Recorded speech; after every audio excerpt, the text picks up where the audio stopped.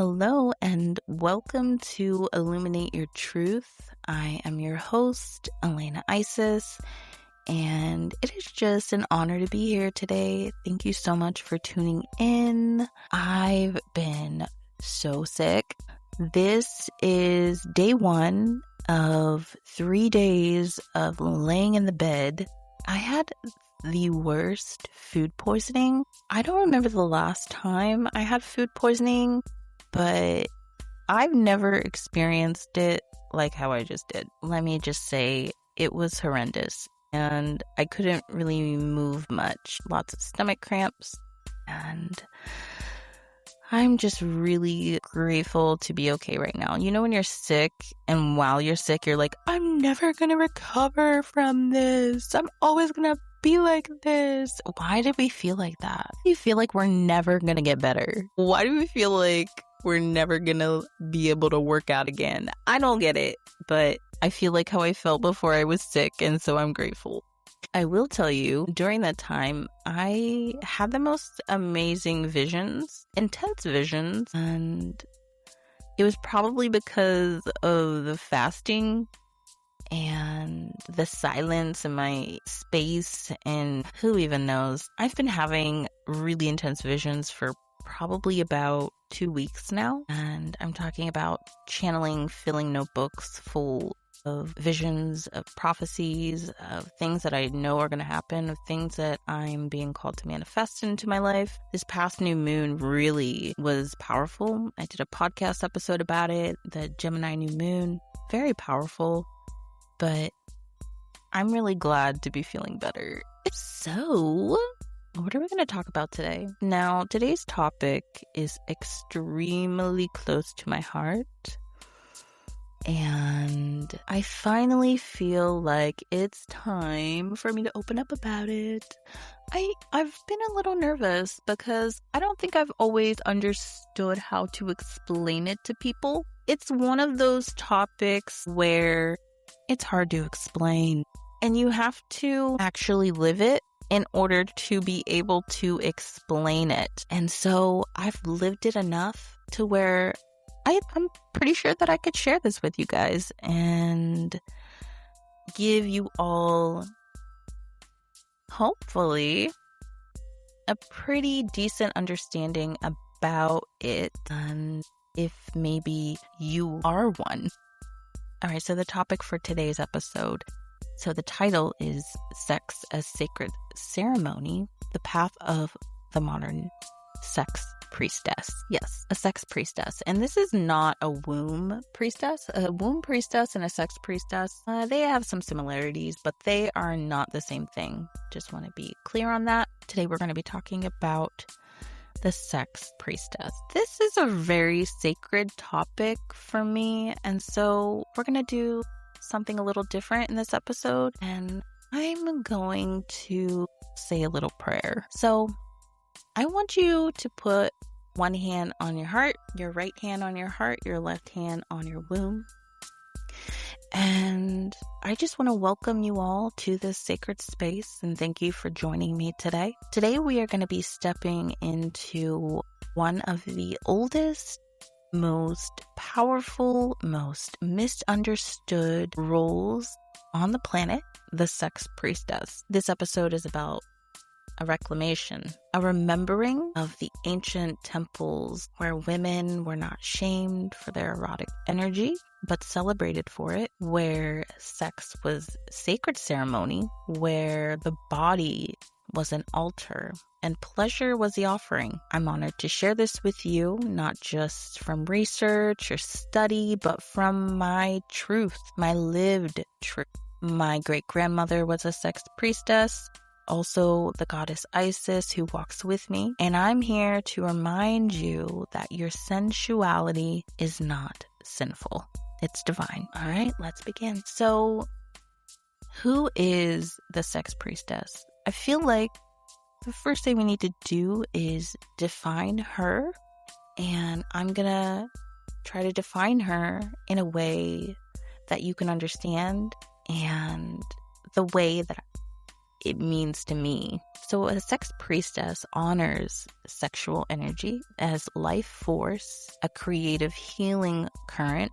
Her work may include activating the Kundalini or Shakti energy through touch, breath, intention, sex, healing trauma or shame around sexuality. This is huge. Healing sexual trauma or shame around sexuality, guiding others into sacred union with themselves or partners, and using sexual energy to manifest, transmute, or awaken. She works with the body as a temple and sex as ceremony, not in performance, but in deep presence and devotion. That is what a sex priestess does.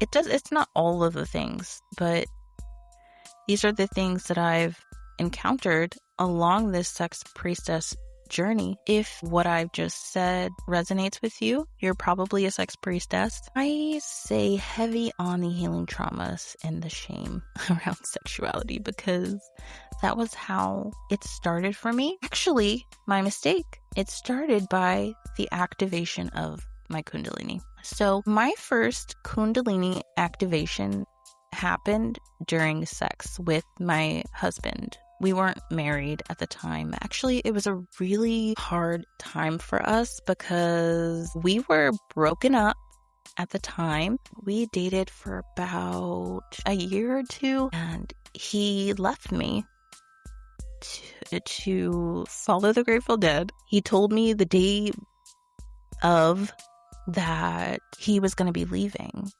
me. And so we left. And we ended up at a music festival together. I hadn't taken him back yet, or I hadn't even really spoken to him much, but I remember seeing him at this festival, and we connected there again. And we went back to my tent, and we started having sex.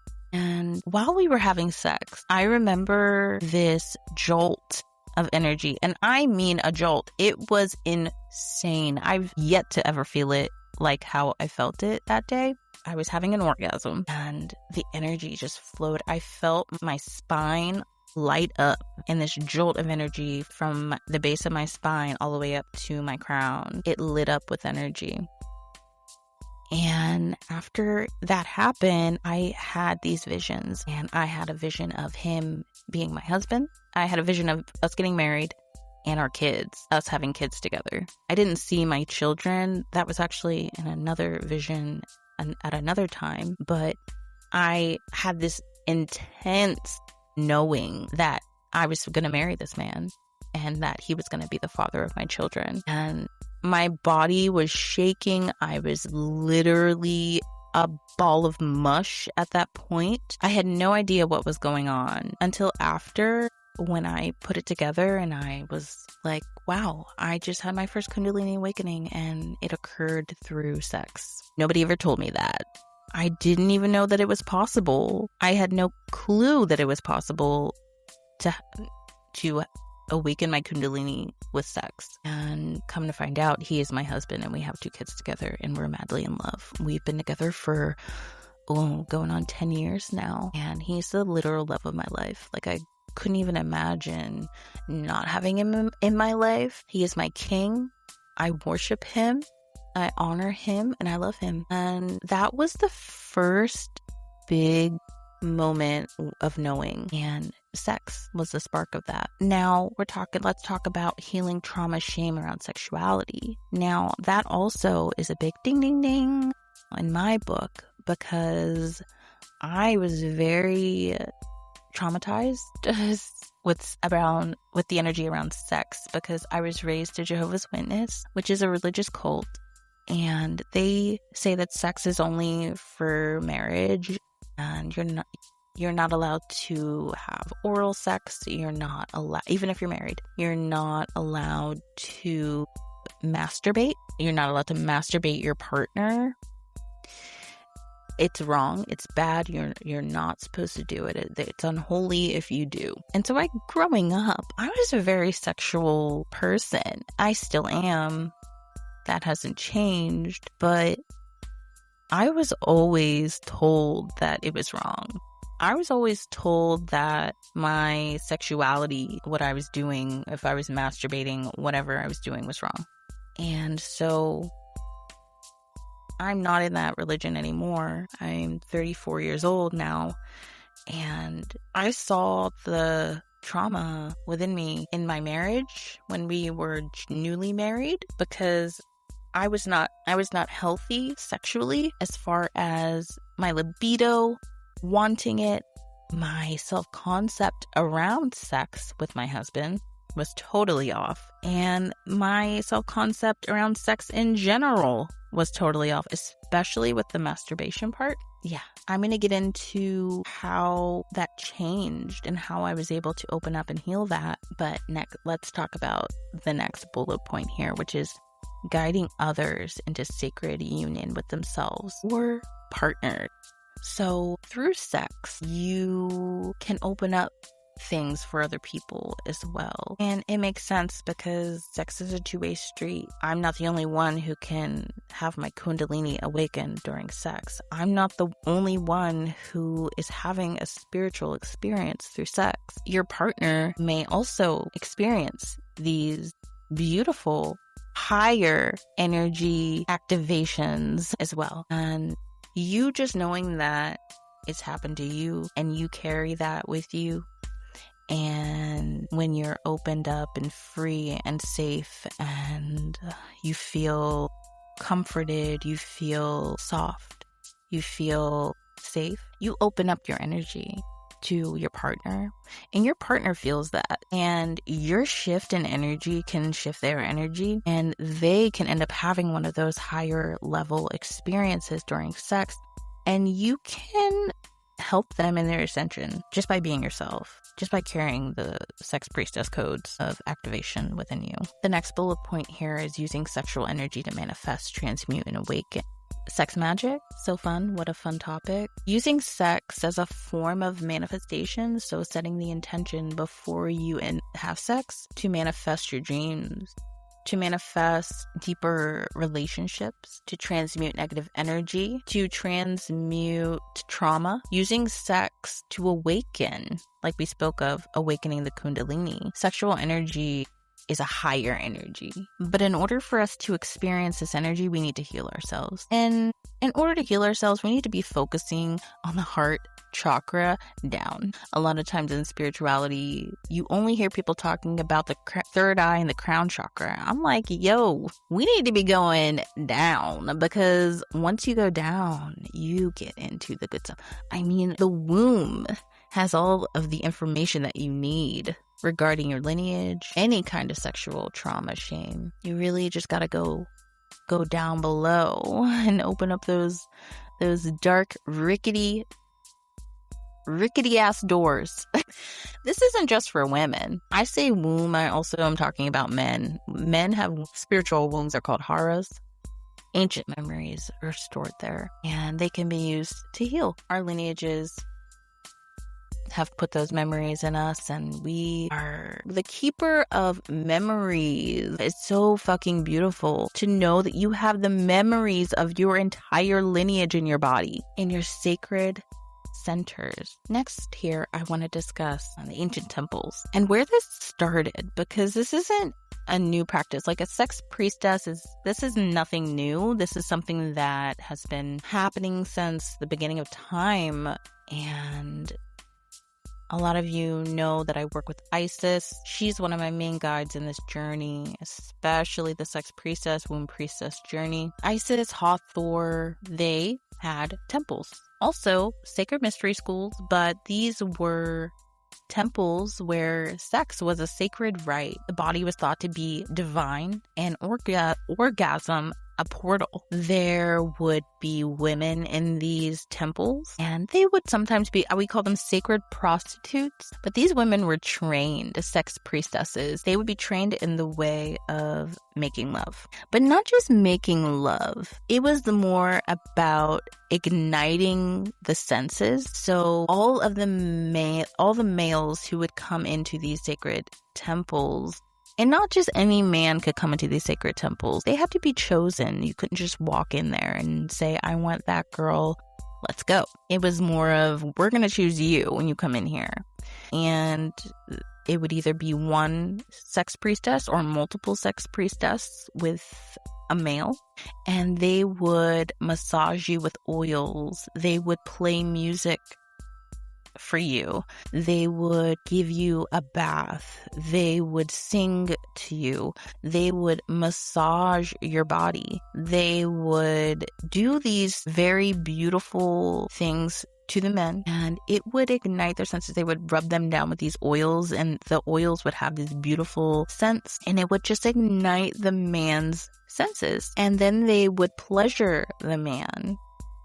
And this was an honor. This was a huge honor to be chosen to go into these temples.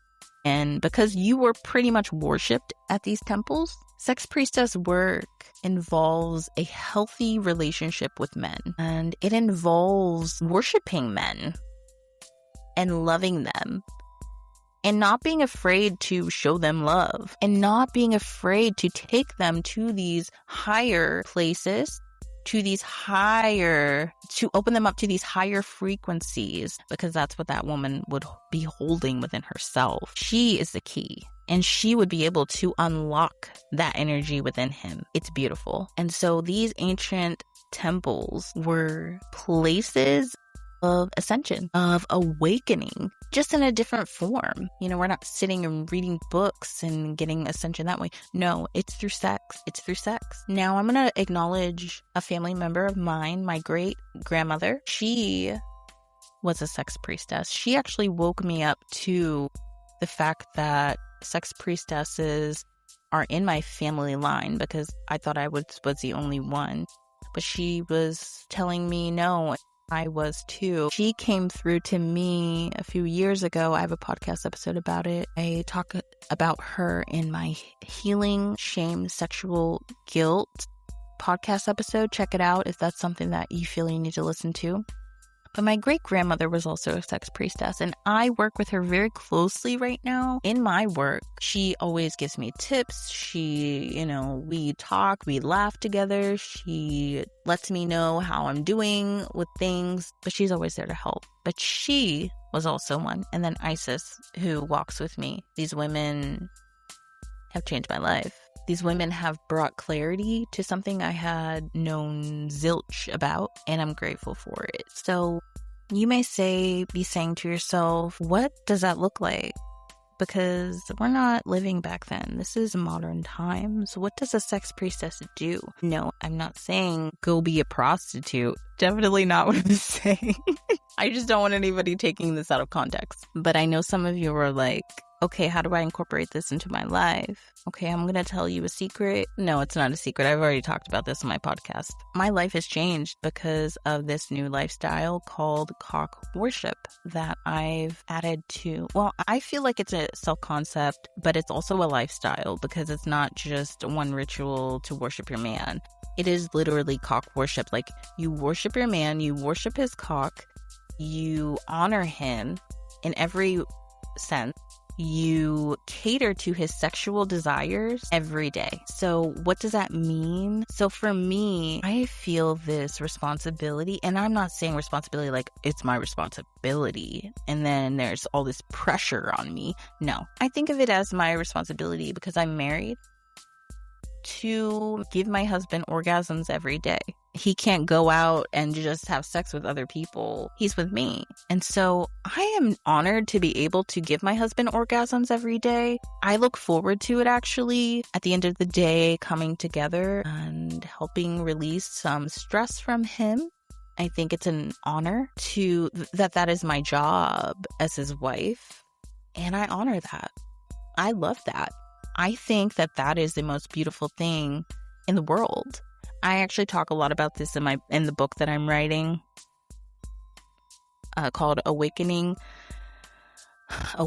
to Higher Love. I talk about this a lot. I didn't always used to think like this. I thought it was a chore because I didn't heal myself. I didn't heal my sexual shame. I didn't heal my sexuality. You have to heal your sexuality first before you can even start thinking about this, because it's going to be a chore and it's going to be something that you feel is being placed on you. But cock worship has changed my life and my relationship. It's deepened our connection as a couple. We are seriously so in tune with each other. It's ridiculous. Love that. Like, we are so deeply in love. I just feel like a little girl. He makes me feel so safe. And just the fact that I can pleasure him in whatever way he needs is an honor. I love it.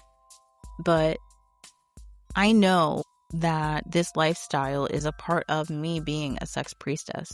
I know that through sex, I help unlock him. I help raise his vibration. And for that, I'm honored. Oh, it just started storming. For that, I'm honored and so grateful that I was able to heal myself enough to get here, because it wasn't easy. Once you start getting into your womb and opening things up and transmuting energies, entities that may or may not have even been yours, they might be your great grandmother's. It gets really, really, really intense. And so you really just have to be mindful of that, but that doesn't mean that you give up. You just keep going and just set the intention that you're doing this for you. Go masturbate. Go do it. And I don't care if you can't get off when you do. Just keep doing it until you do.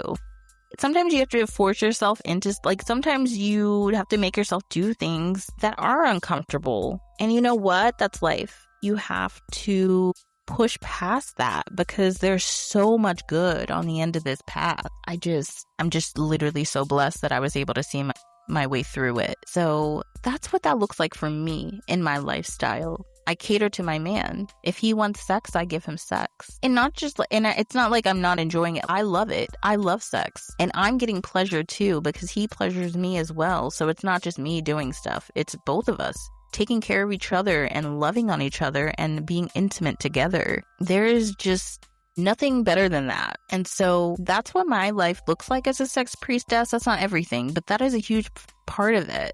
I would suggest healing because that's where it all starts. Because you are the key. You have to be right in order to be unlocking anyone. First, you got to unlock yourself and you got to remember. And I hope that I'm going to help you remember who you are. I hope I can help you remember who you are. And I hope that this information helps you create the deepest, most intimate relationships with the men in your life or the partner in your life that you love. And I hope that it helps unlock what it needs to in you and within your partner so that you can experience higher love, because there's nothing greater than higher love. A lot of people will never experience higher love. And to me, that's the saddest thing I've ever heard. I don't even want to say it because I have such a beautiful experience with it with my husband. I literally freaking love our relationship. And it's just going to keep getting better. And to think of it getting any better is insane. But guess what? It's going to happen because I'm continuing to do the work and he is continuing to do his work. So if you are out there and this message resonates, hold on tight. It's a wild ride. But seriously, go check out my podcast episode about healing sexual trauma shame, because that's how you're going to get started, okay? Head on over and check it out. Wow, such a powerful topic. And so thank you for staying with me. Thank you for holding space for that conversation, because I've been wanting to have that conversation for a really long time, but I haven't been able to put it all together yet. And so I'm really glad that I was able to do that for you all today. All right. So thank you so much for tuning in. I'm on Instagram, Illuminate Your Truth Podcast. That is new, but that is also up on Instagram, Illuminate Your Truth Podcast. So go follow me on that. Thank you guys so much. All right, that was a blast. So I hope you all have a wonderful day. All right, bye for now.